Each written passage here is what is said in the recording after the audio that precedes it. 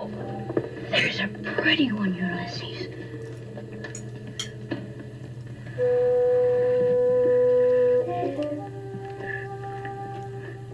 There it is. Hello, BookTube. I'm Shawn the Book Maniac. Welcome back to my channel and another episode of Zooming In, which is an occasional series of chats with book of social luminary types out there to talk about articles about books and writers and so on that have been published recently. And welcome back, Bernie of Bernie Lombardi fame on Bookstagram. Hello. Hey, Shawn, thanks for having me again. It's so great to have you back. And I'm dying to talk to you about this article that was published in LitHub maybe 10 days ago or something on the difficulty of getting rid of books by Louis Buzbee. What did you make of this one? It was good to I enjoyed it. I enjoyed reading it. It pained me a lot as somebody who really struggles getting rid of books, but who has been like trying lately, especially with the move. I know you and I have talked about this in the past because you moved recently, and I'm You in and the I middle both have moved recently, yes, and had to of make some tough decisions. I probably could have made tougher decisions, but I didn't. I could have been better, but I did make an effort to get rid of books. I will say that. And you moved from one state to another adjoining state. Have I got that right? Yes. So you're a wuss. That was no big move. All moves are big, even across the street are big. I moved from, as most people know, from Tokyo back to Canada and had to decide which books I was going to pay to ship in the mail or pay 5 times that to have my movers move. And so I had to make some tough choices. So I'm going to put my cards on the table. I can't hold back for another second. This article warmed my heart. I fell in love with the author, Louis Buzbee. What a gentle, bookish soul he was. And there was, unlike any article I remember reading in recent memory, there was various parts of this where I just went audibly, "Aw." He just sounds like a lovely person, and I just loved getting into his nerdy, sensitive book brain because he's I guess a children's novelist as well as he's written a memoir or I don't know if it's a memoir, but a nonfiction book, which is going to the top of my TBR just because of how much I loved his writing here. The Yellow Lighted Bookshop and a bunch of novels for younger readers, and he talks about finding copies of his books in the used bookstore, some of which he signed to friends or acquaintances. And that just the way he wrote about that, I thought it was so touching and funny. Yeah. I've always thought about that when I've found signed books, like personalized signed books at used bookstores. I always think how like funny that is. But his point, he makes a good point, and I do think it's nice the way he says, like, like it's nice that at least the books look read, and it's nice that they get passed on from one reader to the next. That's right. And that he just automatically assumes, well, they obviously enjoyed it very much, but they just didn't have room on their shelf for it. Just like the thing in this article, the thing that he goes into in great detail in this article is that he and his wife, especially, they when they merged their households when they got married, they were both authors and or in the publishing or whatever. Just really their whole lives revolved around books, and so then when they amalgamated their libraries, they had to make tough decisions, and they live in a very small apartment, and they only have a certain amount of shelf space, 3 6-foot shelves each, Hmm. plus similar allotment of shelf space for their kid. And so regularly they have to, he doesn't like the word cull. What was the word he used? Cull books and get them out of the house just to because they don't have room for them. And the way that he wrote about all that was just, to me, it just really kind of warmed my heart. So you did a big pull or call, did you, to move, or did you just put the overflow at your parents' house? I remember you saying. Yeah, I mean that I guess I that was me cheating a bit. So what we did was we went through all of our books, and I had lived in that apartment for 9 years, it was a big apartment. There was a lot of space, a lot of storage space. So there was a lot of rooms for books to accumulate. And we actually have a Google spreadsheet where we have all of our books recorded. We worked on that for like a month or so. Every so often we'd like start recording books, just because it's nice to be able to reference when we're at bookstores and we're, buying books, be like, oh, we don't already have this, do we? I think like at the time that we were moving, we had around 2,500 books in that apartment, which is not a small number. And so what we did is, as we packed, if there was a book that we knew that we were never going to read or had a feeling that we would never read, we put it in a separate pile, and we boxed that up and gave to my mom for her little free library to put in there. We could have done better. And actually, as you mentioned, in my childhood bedroom at my parents', because where I'm moving to eventually, I'm currently living at my parents', but where I'm moving to in September is only 15 minutes away from here. And so I'll be here all the time. So my childhood bedroom is going to be like our bookstore, in the sense that we're keeping most of our unread books there. And when we're ready to go shop for, books that we own to read, we'll go look there. The thing that we struggle with more is getting rid of books that we have read, even if it's like a book we don't like, we really do struggle to get rid of books that we've read. And so I guess what we did was, we want to keep like the books that we read and loved in our new apartment, like where we're moving to. And what we did is we put in boxes any book that we've read that neither of us felt any particular attachment to or didn't really like love. And the idea is that we would keep them here at my parents' house, but there is actually no room for them in my childhood bedroom. So they're remaining in boxes in the basement. And I'm thinking that like maybe that's like the first step to getting rid of them eventually.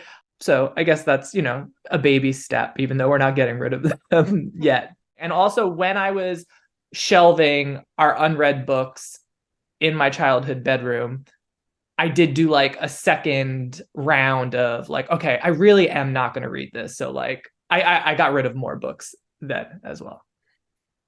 Which reminds me of when Louis Busby and his wife would do their poll.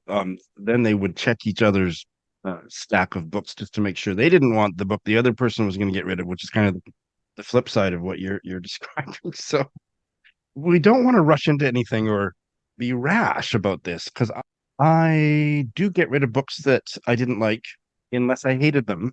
If I really hated them, and especially if I want to rant about how much I hated them on into the future, I will keep them for that reason, just hold up as I destroy them. There's maybe 3 books like that. But these days now, if it's a book that I bailed on or a book that I just didn't like, then yeah, I'll get rid of them. I'll take them down to the used store and trade them in. This isn't the best time to ask you this because you're moving into a new apartment, but do you think you'll be at maximum shelf capacity in your new place? Because that's a big part of this article, is that they're maxed out and there's no room to put in another shelf in their apartment. And so they just have to keep weeding things out in order to make their libraries fit on their allotted 3-6 foot tall bookshelves. Will you be in that situation in your new place? Yes, because one of our goals is to not have a lot of clutter. We want to, in our old apartment, we had a lot of stuff. We had a lot of knickknacks, a lot of little decorations all over the place, and obviously a lot of books. And something we're going for with this new place is kind of like more of like a Zen vibe of simplicity. And so we are going to try to make a hard effort to limit the amount of books we have in the apartment. That doesn't necessarily mean we're going to buy less books or accumulate less books. It just means that we'll probably keep more books in my parents. Overflow the branch library. But hopefully we can get rid of some too. One of the central ideas that's kind of almost, well, quasi-spiritual that Louis Busby, the point that he makes in this essay is, I don't get rid of them, per se. Rather, I set them afloat in search of new homes. Could you relate to that at all? Yes. I mean, that's what I think when I give the books to my mom to put in her little free library. That's how Yes. I feel. Yes. And it's nice to like check in on it and be like, oh, that book left, or someone took that book, or things like that. So And maybe I'm not very spiritual because I don't easily just give books of my own that I own to friends or family to keep, but I do like to trade them in for books that I might like. And then it's always funny when I see them back on the shelf. When the next time I visit that used bookstore or to see that there's haven't been sold or whatever. That's a weird feeling. Have you ever gotten rid of a book and then bought another copy of it or for any reason? probably, but not that I remember. Yeah, no, it doesn't happen to me very often, but I have had the feeling when I've on hold a book that within 10 days, I want to go grab it for some reason to make a video or Mhm. to hold it up for a video or whatever, and it's not there anymore. And so that always makes me think, Shawn, you shouldn't really get rid of your books. We've gotten rid of books that have then been like listed for like a prize and then had to like buy them again. That's happened. Or one time we gave, because Chris's mom has a little free library in Tennessee too. And we gave her a big box of books to put into hers. And then one of the books that we had given her was listed for the women's prize. And nobody actually had taken it, so she shipped it back to us. I was also touched by the way that this ended. He talked about being at a colleague or a friend's funeral who was a real book person. And I don't know how this was managed physically, but basically, I think it was a woman at Holt. Her library was set up outside the funeral home or out in the next room. And the people that went to the memorial service were invited to just help themselves to any books, and that was what she wanted.